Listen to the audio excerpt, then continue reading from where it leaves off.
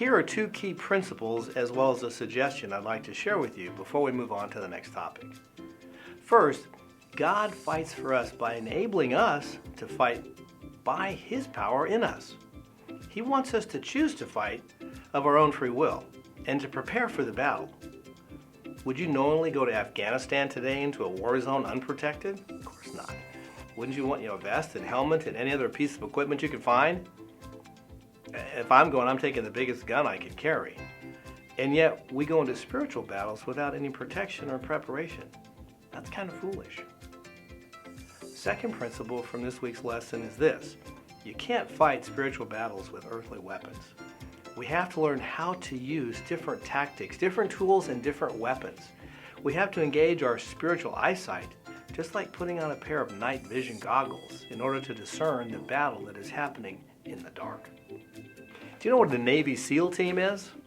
Typically it's 5 to 8 soldiers, sometimes as many as 14, that are put together in special units or groups to do special things. Now they can all do the basic things: hand-to-hand combat, expert marksman, basic medical skills, first aid and the like. But beyond that, they each also have a specific special skill that's unique to the group. One might be a medical specialist, another one might have language skills, another one communications, technology. The one they call the engineer I like the best. He's the guy that blows things up. Have you ever noticed, though, how they advance as a group? Now, they face different directions and they move as one. The first person is hunched over and looking really 3 to 5 feet ahead, looking for booby traps and the like. The next person bends over just a little bit, is looking like 5 to 30 feet ahead. The third person is upright, scanning the horizon, looking for any movement or activity. The SEALs behind them on either side are looking left and right, left and right. And the one in the back is facing backwards to make sure no one sneaks up on them from behind. They work together as a unit in order to make their way through hostile territory. I'd like to challenge you to do the same thing in a spiritual sense.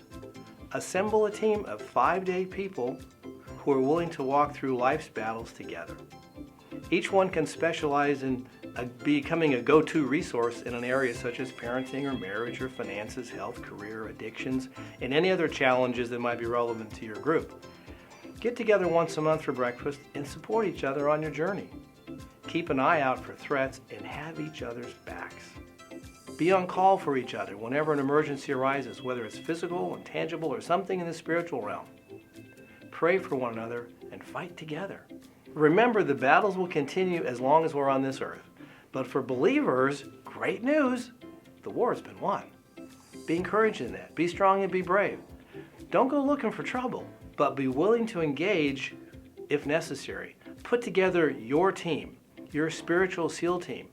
Get together with them, help each other, and do it all for God's glory.